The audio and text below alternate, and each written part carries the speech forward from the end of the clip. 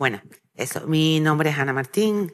Yo trabajo ahora mismo en el ISTAC, pero toda mi carrera profesional la he desarrollado en el Servicio Canario de Empleo. Y ahí es donde aprendí y donde empecé a querer a la evaluación, porque hay un par de cosas que quiero decir a priori. Una es que lo de experta creo que es un título que queda... Creo que la modestia es una virtud, pero es que además... Experta no, amante de la evaluación sí, ¿eh? Una persona que cree fervientemente en que la evaluación es el futuro del desarrollo de las políticas públicas, porque si no, hay mucho espacio fuera de nosotros que está diciendo que no. Nosotros no sabemos hacer las cosas o no hacemos las cosas bien. Y podemos comprobar que sí, que hacemos muchas cosas bien, que dan resultados, y aquellas que no y que comprobemos que no, las podemos corregir. Que de eso se trata la evaluación. Ese intento de mejorar el trabajo que estamos haciendo, ¿vale? Y que todo ese esfuerzo que invertimos diariamente sirva pues para las personas para las que trabajamos, ¿no? Que son el objeto de nuestro trabajo diario. Eso les decía, mi experiencia en evaluación, aparte de algo de formación, es porque he participado en las evaluaciones que se han hecho en el ámbito del empleo, pero al final evaluar no deja de tener algo de hay que evaluar, uno define que se evalúa y a partir de ahí empieza a cuestionarse, ¿no? Y desde esa perspectiva he trabajado específicamente en empleo, pero he aprendido más o menos el proceso de evaluación. Pero he aprendido desde una perspectiva personal de empleada pública. Y con esto lo que quiero decir es que, y ya lo habíamos comentado, ser una persona evaluadora, ser evaluador, es algo complejo y que necesita detrás mucho estudio y mucho aprendizaje. De tal manera que yo entiendo que en principio los empleados públicos lo que tendríamos que saber, porque sí que sabemos nuestra materia perfectamente, somos los que lo conocemos. Los empleados públicos lo que tendríamos es que saber de qué va la evaluación, que evaluar es mejorar, no es que nos estén fiscalizando, ahora contaremos un poco, esto es una breve introducción, no es que nos estén fiscalizando nuestro trabajo, sino ayudándonos a mejorar. Y que pueda haber mejor que tener a alguien al lado nuestro con una visión externa limpia, porque cuando estamos todo el día haciendo en nuestro trabajo diario, muchas veces no tenemos tiempo de reflexionar. Que puede haber mejor que alguien con una mirada externa nos ayude por ese camino de intentar mejorar y hacer las cosas mejor. Que yo quiero entender que los que somos empleados, las personas que somos empleadas públicas, nos dedicamos a esto, entre otras cosas, porque nos gusta lo público. Porque entendemos que desde lo público es desde donde puede avanzar una sociedad, ¿no? Y lo otro que quiero comentar, por cierto, es que creo que en el auditorio hay muchas personas que saben más que yo de evaluación seguro, unas cuantas también que saben lo mismo que yo. Así que a esas personas igual lo que les va a venir bien el repasito que voy a hacer de las metodologías en evaluación, y a las personas que no, pues espero que de esta manera más o menos vean qué procesos son los que se siguen dentro de cualquier evaluación que se vaya a hacer. Vale. Bueno, vamos a ver primero un poquito de conceptos y características de la evaluación.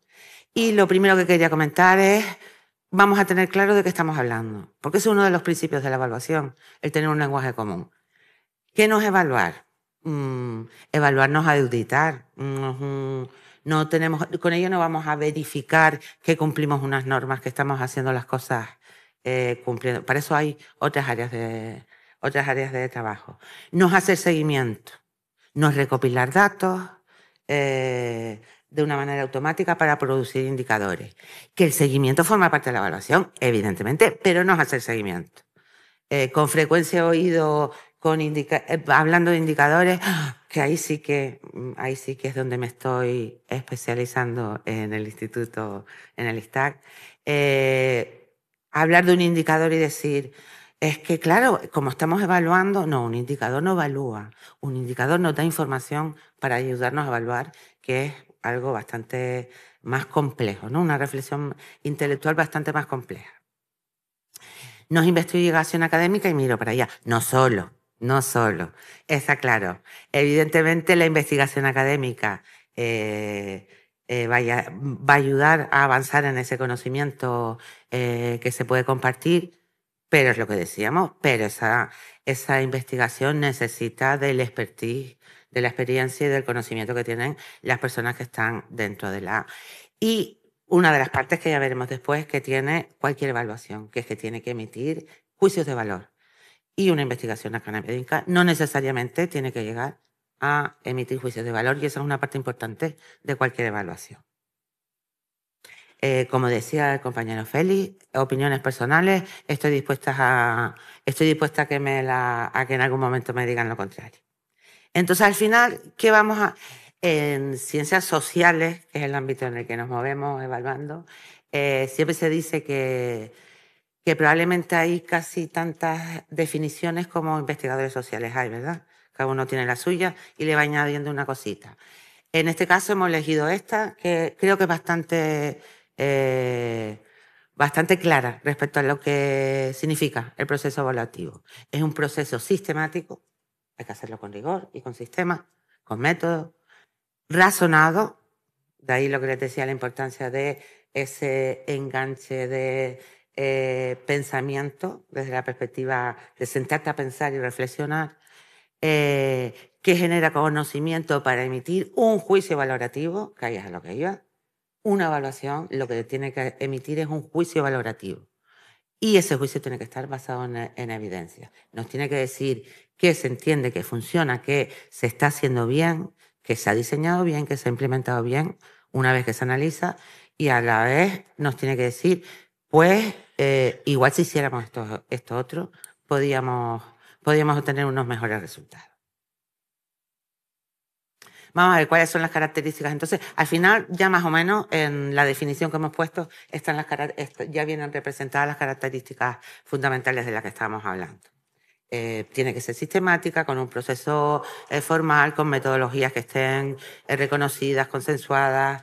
Tiene que ser independiente y objetiva. Una evaluación, yo ahí discrepo, igual con la autoevaluación sirve para determinadas cosas, pero la autoevaluación per se no sirve. En la evaluación tienen que participar personas que de alguna manera no estén mediatizadas por el objeto de la evaluación, porque la conocen, porque han trabajado, porque están trabajando en ese área. Con lo cual tiene que ser independiente y objetiva.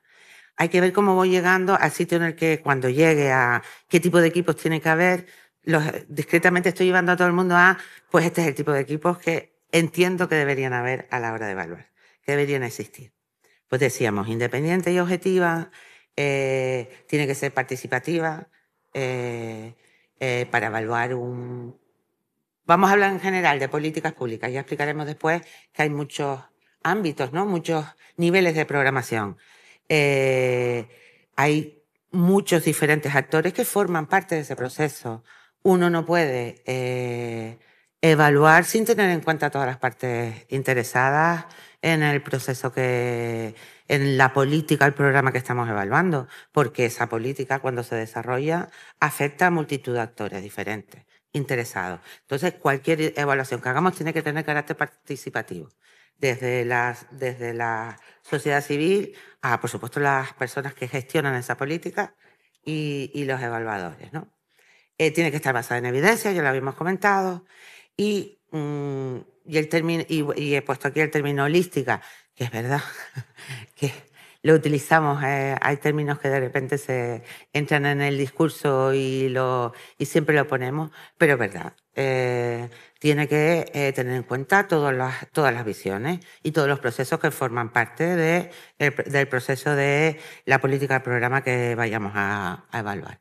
Entonces, desde esta perspectiva, inicialmente la evaluación nació como, pues en realidad para cumplir con requisitos legales, para rendir cuentas de manera somera, y sin embargo el enfoque que tiene actualmente la evaluación es mucho más plural, ¿no? En el que, ya les decía, pues tenemos que tener en cuenta todas estas características. Eso lo complica, por supuesto. Es mucho más fácil hacer el otro sencillamente llegar y chequear que las cosas están bien hechas o no. La evaluación complica el proceso, pero lo enriquece, sin lugar a dudas. ¿Qué es lo que se evalúa? Ya les decía yo. Bueno, aquí vamos relativamente rápido.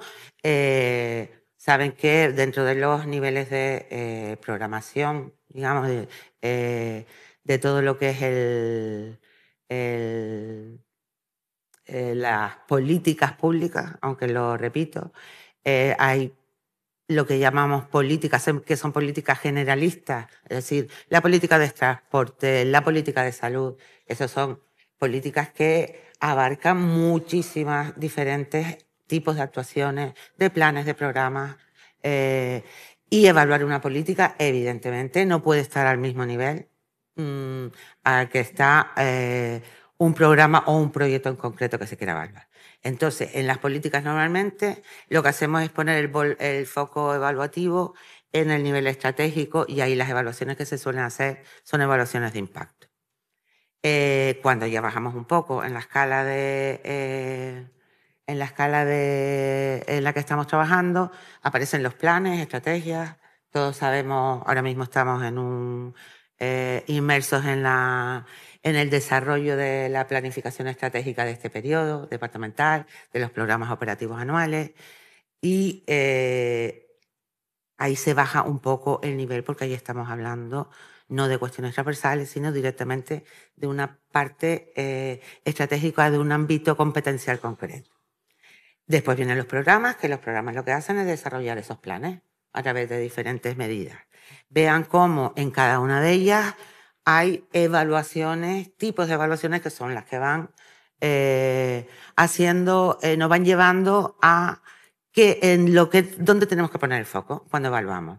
Pues cuando evaluamos un programa, por ejemplo, pues ¿qué tenemos que pensar? En el impacto del programa, por supuesto, pero además hay que pensar en los resultados y en cómo se implementó. ¿Por qué? Porque un programa es algo que estamos desarrollando a pie de mesa. Y ahí lo que tenemos que pensar es en cómo estamos implementando ese programa. Proyectos, pues proyectos es la unidad mínima que tiene un programa y en los proyectos en realidad lo que se hace normalmente y por comparar es evaluar los resultados inmediatos que se tengan y ver cómo ha sido el proceso o la implementación del proyecto. Y quería poner aparte los servicios públicos porque es verdad que dentro de este esquema un servicio público, si bien está representado en las políticas y en los planes, un servicio público tiene un punto diferente porque es prestado directamente por la administración pública. El resto de ellos normalmente no solo es la administración pública quien está participando. Y en los servicios públicos entendemos que, o entiendo, que el foco debe situarse, además de en el resto de evaluaciones, de tipos de evaluación, en la satisfacción y la calidad de la ciudadanía, de la sociedad civil respecto a los servicios que estamos prestando, de las personas interesadas. Vale. Esto ya lo hemos nombrado, pero es verdad. ¿Cuáles son las funciones de la evaluación? Es verdad, me refiero a que, por reiterarlo, creo que no vamos a ir mal. Está en el centro y está en el centro porque probablemente sea lo más importante. Es un instrumento de mejora. Sigo diciendo, venimos al trabajo todos los días una serie de horas y el tener instrumentos que permitan que esa labor que realizamos tenga de verdad un efecto, un impacto, que nos ayude a llegar a ese punto, creo que es lo mejor que tiene la evaluación, aparte de otras cuestiones. Evidentemente, es una de las funciones de la evaluación más importantes, aparte de la rendición de cuentas, como no, por supuesto. Nosotros trabajamos con presupuestos públicos y además los presupuestos públicos son limitados, son finitos. No se puede hacer todo lo que se quiera con los presupuestos públicos, con lo cual más nos vale que ese dinero que se está invirtiendo tenga algún efecto, ¿no? sobre la sociedad civil. Y por último, generar conocimiento, por lo que decíamos. Pues sí, ¿por qué? Porque cosas que se evalúan en otros sitios después nos van a ayudar a evaluar lo que nosotros estamos haciendo. Porque la evaluación que estamos haciendo se puede transmitir dentro de la organización en programas similares, en planes similares, con lo cual ahí lo que estamos haciendo es generar conocimiento sin lugar a dudas. Vale. Entonces, dentro de esta perspectiva, La evaluación tiene pues esas tres dimensiones: la institucional, la política y la gerencial. Digamos que nosotros en nuestro trabajo diario a la que nos enfrentamos es la dimensión gerencial, ¿vale? Que nos determina los objetivos con el enfoque a los resultados que se van a obtener. Y que además van generando, como decíamos, dinámicas internas, preocupadas por alcanzar esas metas y esos objetivos que hemos estado haciendo. Y ahora vamos ya al meollo. ¿Cuáles son los tipos de evaluación? Para hablar de los tipos de evaluación, tenemos que pensar primero en cuál es el ciclo de vida de una política pública. En este caso en el fondo es igual, hablamos de política, pero desde el concepto de, puede ser política, plan, programa, proyecto, da igual. El ciclo es el mismo. Dependiendo del nivel en el que está, hay que pensar de una manera o de otra. Lo primero es identificar y definir un problema. Una política, evidentemente, piensa en un problema de mayor envergadura. En este caso, el reconocimiento de que existe un problema que requiere atención pública tiene que ver con muchos factores, no es algo espontáneo. El que algún problema entre en la agenda política tiene que ver con muchas cuestiones, tiene que ver con quiénes están quiénes están gobernando en un determinado momento, qué capacidad tengan determinados grupos de hacer que esa problemática entre en la agenda política, ¿vale? No es algo neutro. El hecho de que de repente lo público empiece a trabajar sobre un determinado problema. Pero una vez que hemos identificado un problema y lo hemos consensuado, ¿qué es lo que vamos a hacer? Pues pensamos en cómo formular políticas que nos ayuden a resolver ese problema. Ya veremos después los peros que tiene esta parte de diseño de la política pública, o los peros que yo le veo, ¿vale? A cómo trabajamos en el diseño de políticas, programas, lo que sea. Una vez que se analizan las diferentes alternativas, pues ¿qué es lo que vamos a hacer? Pues elaborar un plan de trabajo que nos ayude a desarrollar esas actividades como en el plano que toquen para desarrollarlas para poder obtener algunos resultados. Para ello, ¿qué hacemos? Implementarlas, ¿no? Pues es muy fácil el circuito.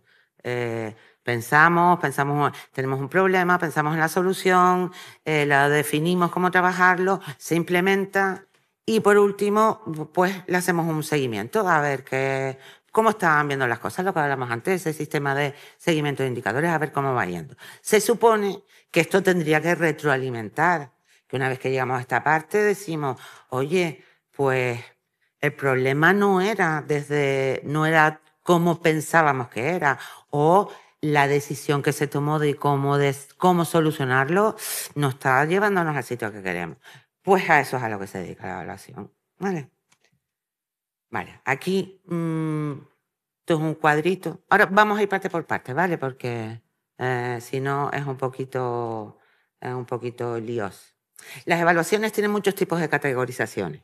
Tenemos los tipos de evaluación que se pueden pensar desde la perspectiva del tiempo, se puede pensar, lo que decía yo antes, de qué personas van a componer el equipo evaluador, cómo va a ser el equipo evaluador.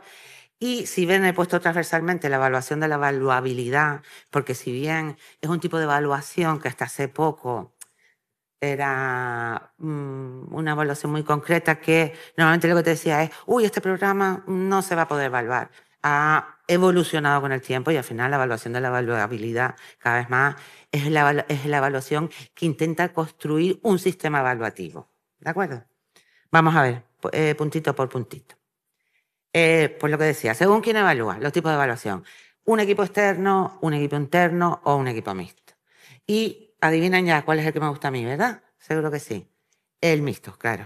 ¿Por qué? Pues porque el equipo externo es verdad, un equipo de personas evaluadoras con conocimiento estupendo.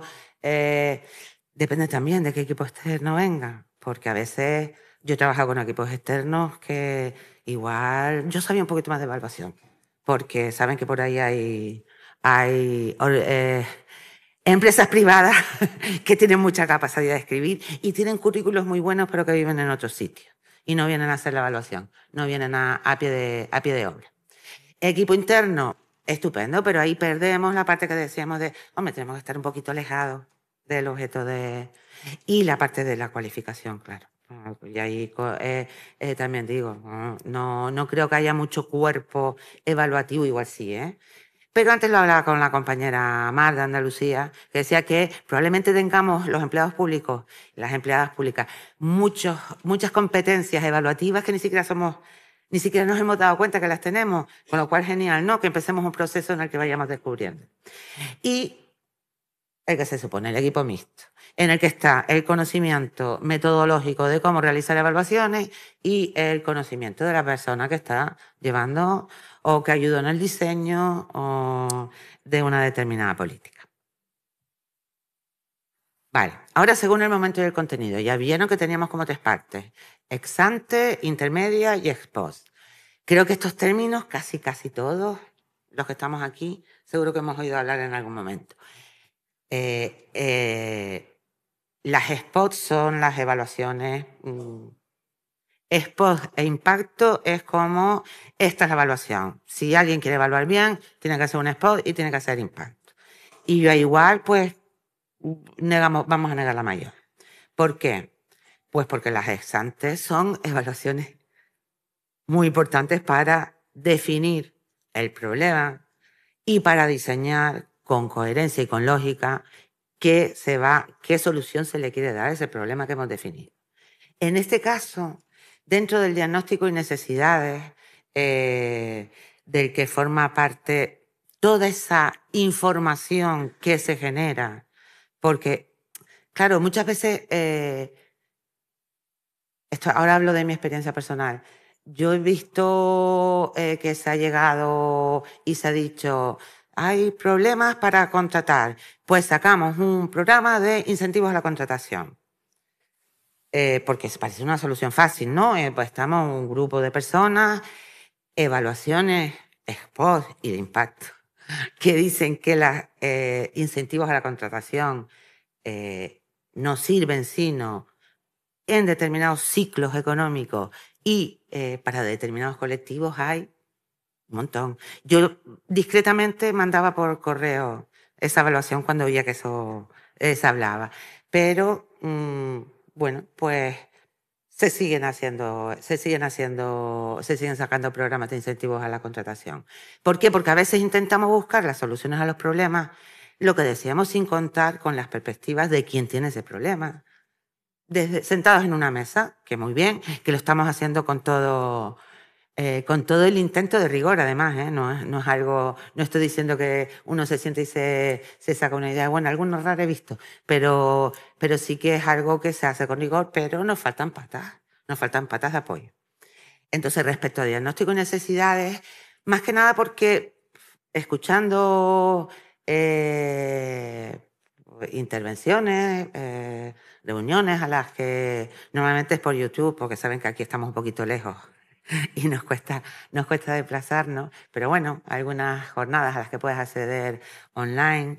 Sí que es verdad que existen infinidad de instituciones que ahora mismo están produciendo información para desarrollar desde políticas, hablando de políticas de alto nivel, ¿no? Lo que decimos antes, lo que llamamos una política, a instituciones que están más pegadas al terreno. Por supuesto, voy a nombrar a mi organización. Soy relativamente nuevita, solo llevo 2 años. Hace 2 años que me aceptaron. Pero desde el ISTAC ya después el compañero, el subdirector ya les comentará todo lo que se está haciendo para ayudar a tener esas evidencias que nos ayuden a diagnosticar y a determinar necesidades y además a evaluar, ¿eh? Ya verán después. Pues se están haciendo cosas que merecen mucho la pena. Pero bueno, aparte de eso, el CSIC, por ejemplo, que ahora mismo está al frente una politóloga, que yo soy de esa rama. Curioso, porque normalmente el CSIC saca el Science for Policy, que son documentos en los que da muchísima información sobre cada una de las de ámbitos diferentes de política. Uy, ya me pasé, ¿verdad? Sí. Estábamos aquí. No, estábamos en esta. Vale. Uy, ¿cómo voy de tiempo? Queda todavía así. Vale. Pues lo que le decía, el CSIC, hay un programa en el Parlamento Español, en el que unen, el programa C se llama, en el que unen científicos con diputados que van a trabajar diferentes áreas y lo que hacen es cazar científicos de apoyo porque uno las decisiones las tiene que hacer teniendo la información delante. Y por último, hay un último programa que estaba empezando a desarrollar el CSIC, que me pareció súper interesante, en el que lo que están haciendo es llevar investigadores a los diferentes ministerios. Va a haber, igual que antes decíamos que deberían haber evaluadores en cada organización, aquí se está haciendo al contrario. Lo que se está haciendo es llevar a cada ministerio personas especialistas en la materia en la que se quiera trabajar, en la política en la que se quiera trabajar, para ayudar a la definición de esas políticas. Porque es verdad, porque el diagnóstico y las necesidades que tenemos tienen que estar basadas en evidencia y ese es el principio sobre el que desarrolla una política. Y después viene el diseño. Ahí que tenemos que hacer, pues comprobar la coherencia interna y externa que pueda tener el programa, ¿no? Dentro de todo lo que estamos haciendo, ¿qué coherencia tiene el que diseñemos este programa o esta política en concreto? Y por supuesto tiene que tener detrás una lógica interna. Estas evaluaciones no tienen el relumbrón que tienen las que decía, las de ex post de impacto, pero creo que es la manera de sentar las bases para una mejora desde el inicio de una política. Después vienen las evaluaciones intermedias, que son las evaluaciones de implementación o de proceso. Más o menos viene a ser algo así como de implementaciones cuando una política es relativamente nueva y la de procesos cuando una política ya está, ya ha dado un poquito ya ha caminado un poquito y podemos ver qué procesos son los que tenemos que mejorar. Recuerden siempre, estamos hablando de cómo mejoramos todo lo que estamos haciendo cada uno en el ámbito de competencia que tenga, ¿vale? Pues la evaluación de procesos está en una fase intermedia en el ciclo de vida de cualquier programa y sí que es recomendable tenerla hecha antes de hacer una evaluación intermedia. Entre otras cosas, ¿por qué? Porque te permite corregir sobre la marcha. Si tú evalúas mientras estás implementando una política, te puedes dar cuenta que hay ajustes, no darle la vuelta a la política entera, pero sí que te puedes dar cuenta que hay determinados ajustes que se pueden realizar y que por lo tanto puede mejorar los resultados que vas a obtener.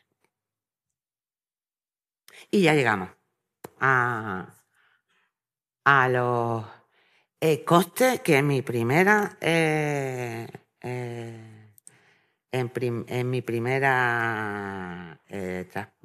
iba a decir transparencia, que mayor soy, en mi primera diapositiva estaba tenía resultado impacto. Y caí en la cuenta de la económica. Primero, porque yo la económica es un ámbito en el que no he trabajado mucho, pero efectivamente es un ámbito en el que determinados tipos, sobre todo de políticas, y especialmente porque igual cuando hablamos de programas o de políticas en los que se trabaja directamente, se influye directamente en las personas, es más fácil otro tipo de evaluaciones. Pero hay determinadas políticas macro que no son personas el objeto de la política. Sí que es verdad que de los resultados que obtengan, por supuesto, ¿no? Porque todo va para todo. Pero en sí lo que se está desarrollando no son personas. Entonces ahí la evaluación económica es la única posible, ¿no? Las de impacto son muy complicadas.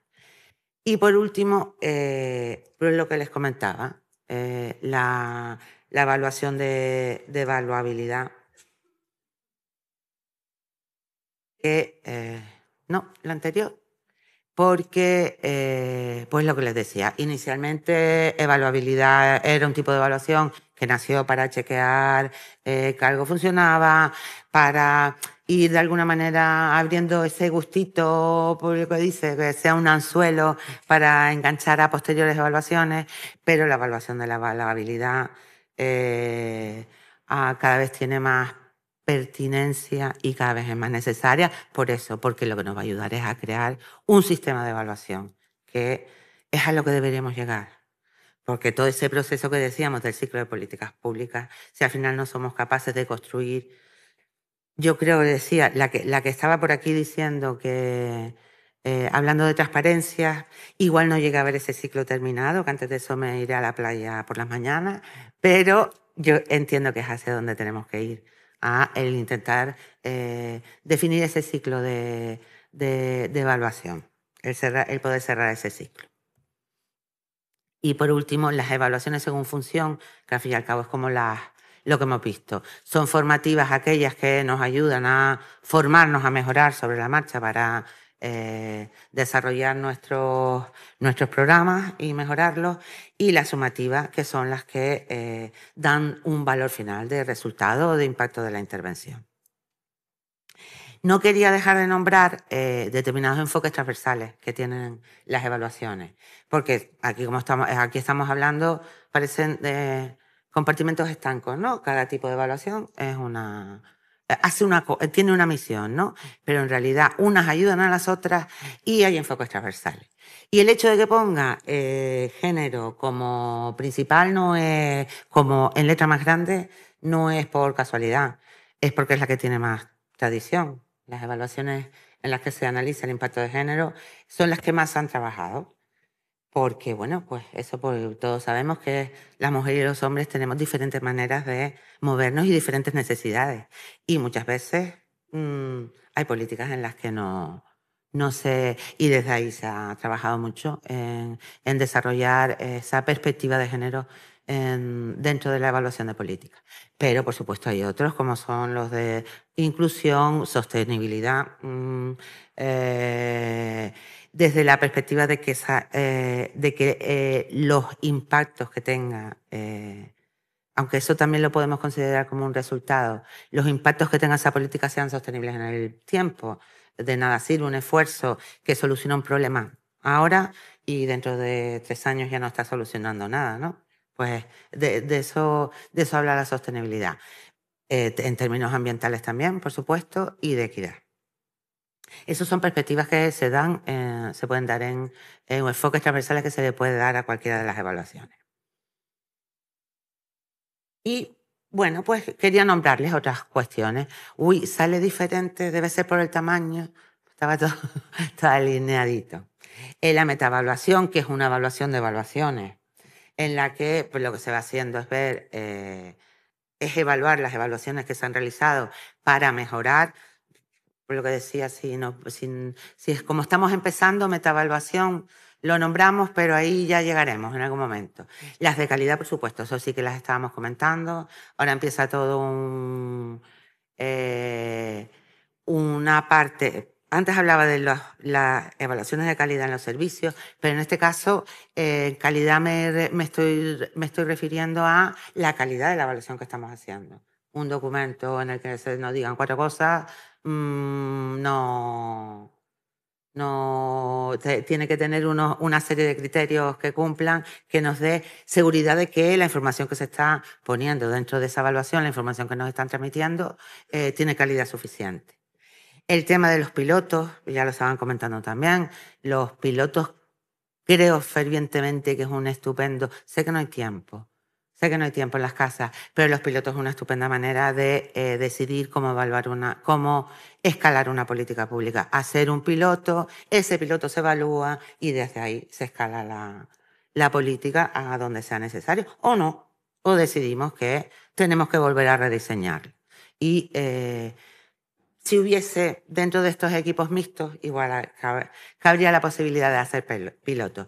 Y el benchmarking, que no es una evaluación, pero creo que también es importante saber qué se está haciendo en el resto del mundo. Una antigua jefa que estaba por aquí, que se tuvo que ir, siempre me decía, Ana, si ya está todo inventado, si es que el Mediterráneo no lo vamos a descubrir ahora, vamos a ver qué se está haciendo. A partir de ahí hay que adaptar, por supuesto. Tú no puedes coger y decir, uy, mira qué bien. Recuerdo el caso de, no sé si se recuerdan, de la Universidad de Medicina, cuando se hizo la Universidad de Las Palmas. No sé si saben el caso, de que había unas cositas como una especie de colgadores y resultó que era una copia de una finlandesa que era para colgar los esquíes. Porque fue una copia de, uy, qué buena está esa, qué preciosa está esa facultad en Suecia, Finlandia, no me acuerdo ahora, y resultó que aquí no había esquíes. Y no te deja, y el bikini no se puede colgar allí. Pero eso es verdad, vamos a ver qué es lo que se hace e intentar acomodarlo, llevarlo a nuestro terreno. Pero es verdad que se hacen muchas cosas y muy buenas además, por ahí. Estar investigando Vale, vamos a ver ahora qué técnicas son las que utilizamos para evaluar. Pues están por un lado las cuantitativas, los ensayos controlados aleatorios. Si ven, le dejé ahí una corona porque es la joya. Bueno, ya un expost de impacto con esta técnica ya lo mejor de lo mejor. Que lo es, ¿eh? Que lo es. Sí. Pero ¿qué ocurre? Que es complicado. Aquí entendemos, esto lo entendemos rápidamente. Viene a ser lo que se hace con los medicamentos. Unas personas lo toman, otras personas no. Unos toman placebo, otros no. Y vemos cuál es el efecto. Pero ¿qué ocurre? Que cuando uno está hablando de políticas públicas, en la medicina está muy bien, pero cuando está hablando de políticas públicas hay muchos problemas detrás. Hay problemas éticos, porque a ti te doy porque tú puedes acceder a este programa y la persona al lado no. De repente no tenemos ni siquiera personas suficientes como para hacer ese ensayo. Aunque les quería comentar, porque ahora mismo el matrimonio Nobel de Economía, Esther Duflo y Jean Bery, es que no quiero decir mal el nombre del marido, que son personas que están pensando sobre la pobreza desde hace muchos años y son evaluadores que han desarrollado toda una metodología y un esquema. Estaban participando con proyectos pilotos que ha hecho de personas que estaban recibiendo el ingreso mínimo vital a las que se les estaba impartiendo algunos servicios complementarios, ¿vale? Y ahí sí que han hecho proyectos, son por un lado pilotos, pero ahí sí que han sido aleatorios, porque ellos sí que trabajan mucho, porque el combatir la pobreza necesitas de un punto más. A veces, ¿qué se hace? Pues hacerlo en territorios diferentes, ¿vale? Pues en este territorio se aplica de similares características, en este se aplica una determinada política y en el de al lado, que es muy similar, no se aplica y a partir de ahí vemos. Pero bueno, en cualquier caso, lo que se intenta hacer es, ¿por qué? Porque la estadística nos dice que algo que eliges aleatoriamente se supone, por esta ley de los grandes números, que van a ser los que entran y los que no, una vez elegidos aleatoriamente, son personas que van a tener las mismas características. Pues claro, si no sería absurdo, ¿no? El comparar personas con características diferentes. Como los enfoques experimentales son muy complejos, pues ¿qué se ha hecho? Pues vamos a irnos inventando otras metodologías, vamos a ir desarrollando otras metodologías que nos ayuden a llegar cerca. Y estos son los denominados enfoques cuasi experimentales, que son los otros tres que tienen ahí, ¿vale? Sería la diferencia en diferencias. Aquí siempre estamos hablando de personas. Es más fácil entenderlo con personas a las que se les aplica un tratamiento, personas que participan en un determinado programa y personas que no, con las mismas características, a los que llamamos grupos de control. La idea es que con las mismas características, pero claro, hay características que podemos medir fácilmente. Edad, género, hay muchas características, pero hay otras que no. ¿Quiénes somos cada uno de nosotros como personas? Lo más que lo paso yo cuando me tengo que subir a un atril, eso no lo sabían ustedes hasta ahora. Vale, pues entonces, intentamos hacer esos dos grupos, necesitamos tener mucha información, tenemos esos dos grupos que son similares, ¿y qué hacemos? Vemos cómo estaban ambos grupos antes de trabajar, este es el de diferencias en diferencias, antes de empezar a aplicar el programa, pues tenemos mucha información, tenemos un histórico. Ya después contarán aquí, tenemos un histórico enorme. Vemos esos dos grupos, cuál era su situación antes de empezar a desarrollar un determinado programa y qué situación tienen una vez terminado el programa, con un tiempo prudencial, ¿vale? Porque estamos midiendo impacto. Y el impacto se mide a largo plazo. Los resultados inmediatos no nos pueden engañar, ¿no? Y ahí es donde dices tú, bueno, pues la política ha servido. La regresión discontinua tiene bastante que ver con eso, pero ahí solo se puede aplicar cuando un programa tiene algún límite. Es decir, pues solo se puede entrar a partir de una determinada edad. Y lo que se hace es comparar a las personas que quedan justo en el límite, por encima o por debajo. Vuelve a ser la dinámica de he recibido, no he recibido, pero soy muy parecido a ti porque estoy en el límite para haber podido participar, y a partir de ahí se analiza la regresión. Y por último, el matching. Que el matching, yo no lo voy a nombrar mucho porque ya lo había hablado, que aquí nos hemos puesto de acuerdo todos, ¿eh? Ella lo había hablado con Alberto porque en el ISTA se está creando un proyecto de gemelos digitales que para el matching, que es precisamente esta idea de, oye, vamos emparejando personas eh, de iguales características y con una evolución a lo largo del tiempo, pues para poder hacer evaluaciones de impacto, que los investigadores ya irán al laboratorio, ¿no? A intentar hacer ese trabajo, va a ser la bomba. Porque nos va a permitir tener ahí toda la información, porque eso también es otra. Una de las quejas que tiene cualquier persona que vaya a evaluar a una administración pública es que no hay datos. Eso es lo primero que hay. No hay datos. No hay datos. Los datos están mal. Y es verdad, que los datos están bastante, muchas veces están bastante mal, pero también estamos trabajando en eso. Vamos así como cerrando el círculo. Y por último he puesto las encuestas, porque como yo soy de ciencias políticas, aunque yo no soy estadística como toda esta gente con la que trabajo, yo pongo las encuestas porque las encuestas tienen su cosa. Y no, las encuestas recogen mucha información. ¿Qué ocurre? Que una encuesta puede ser cuantitativa o cualitativa, ¿vale? Dependiendo de cómo esté estructurada. Y una encuesta cerrada es cuantitativa, pero las encuestas pueden ser con preguntas abiertas. Después hay que analizar qué es lo que te están contando las personas.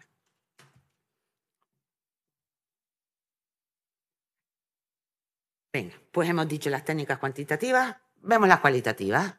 Les comento, estamos haciendo un panorama general de qué cosas intervienen supuestamente en una evaluación. Pues eso, las cualitativas tenemos. Y por supuesto también respecto a esto, les iba a comentar, las técnicas cuantitativas son la bomba, pero sí una buena evaluación tiene que tener ambos tipos de técnicas. Sin técnicas cualitativas que apoyen la visión, los resultados que tienen las personas que participan en esas políticas, sin que nos cuenten y sin que saquemos, porque no es que nos cuenten, hay que sacar, no está completa la visión. Esa visión que necesitamos no la tenemos completa. Pues tenemos la entrevista, los grupos de discusión o los grupos focalizados. Bueno, tampoco les voy a entretener mucho. La observación directa. En esto siempre lo digo, pero porque además en su momento me hizo mucha gracia por el tema de...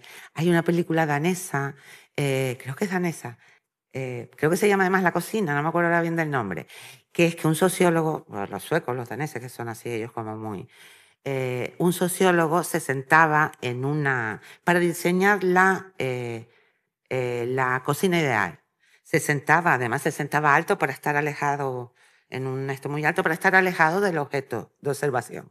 A ver qué movimientos hacía una persona, en este caso mujeres, porque es un estudio de los años 60, de principios de los 60. A ver qué movimientos hacía en la cocina para diseñar la cocina ideal. ¿Qué ocurre? Que el observador influye en lo que hace el individuo, claro. Eso es de primero de tal. Pero bueno, en cualquier caso es una técnica que se utiliza a la chita callando, ¿no? Normalmente las personas no saben, cuando está el observador no deben saberlo. Y el análisis documental, que ese es otro fondo muy rico, que tampoco hay que ser especialista, pero hay mucha información que puede ayudar. Y análisis documental empieza por las normas y las leyes y los antecedentes. Análisis documental es cualquier tipo de documento. Y aquí vienen las encuestas cualitativas, esas con preguntas abiertas que se hacen menos porque cuesta después más tratarlas, ¿no? Las otras van mejor.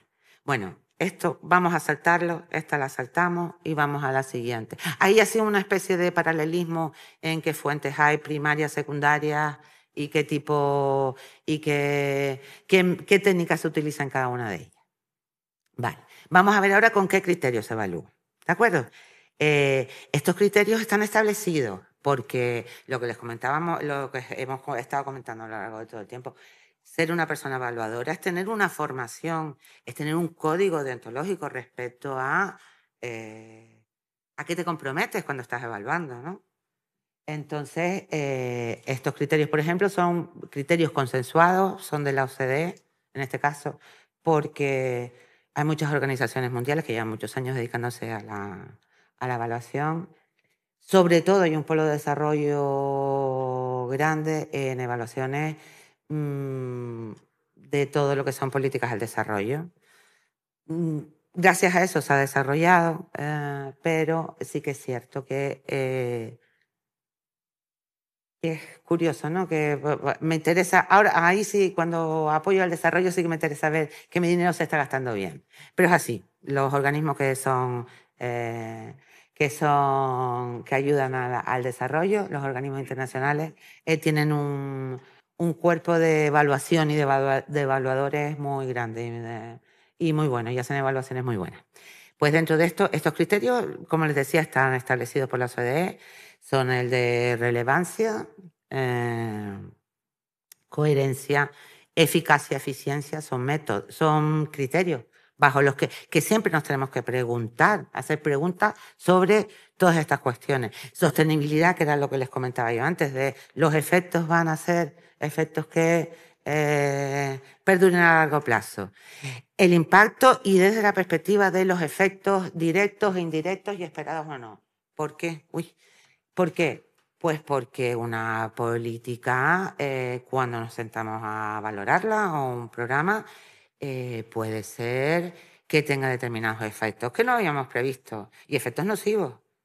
O al contrario, puede ser que entren en una dinámica que tenga unos efectos que, al contrario, sí que ha ayudado a mejorar determinadas circunstancias, incluso no al grupo directamente implicado en la política, sino en las personas que están alrededor.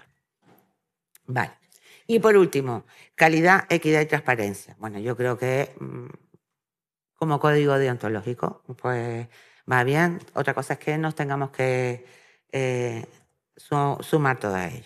Vale, pues lo que les decía, ¿quiénes participan? ¿Quiénes son los grupos participantes en el proceso? Por supuesto, ¿quién financia?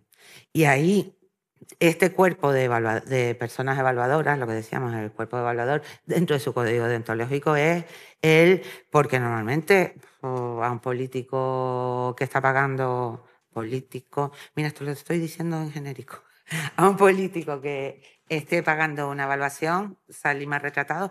¿Por qué? Porque además seguimos teniendo esa idea en la cabeza de que todo lo que hemos hecho, todo lo que hemos decidido tiene que estar perfecto desde el principio. Y no, lo que hemos decidido, las tomas de decisiones, se pueden mejorar y para eso está la evaluación.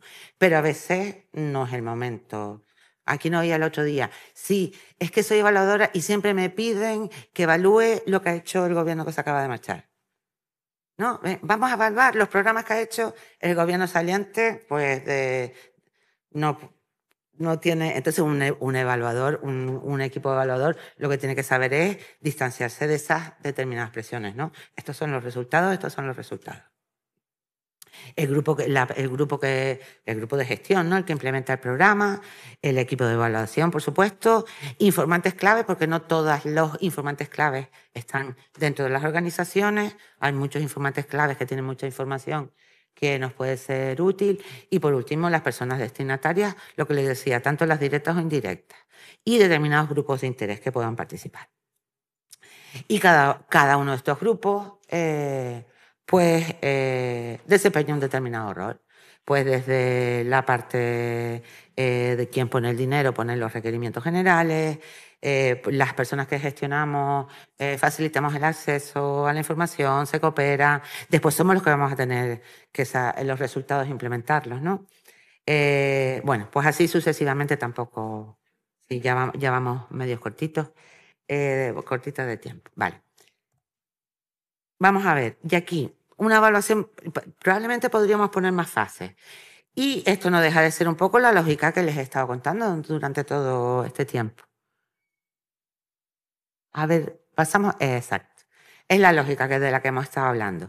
Yo aquí lo que voy a hacer es, si les parece, voy a poner el foco en dos cuestiones principales. Pasamos a la siguiente, porque es lo que mi experiencia me dicta. Respecto al análisis del encargo de la evaluación, a cómo definimos la evaluación.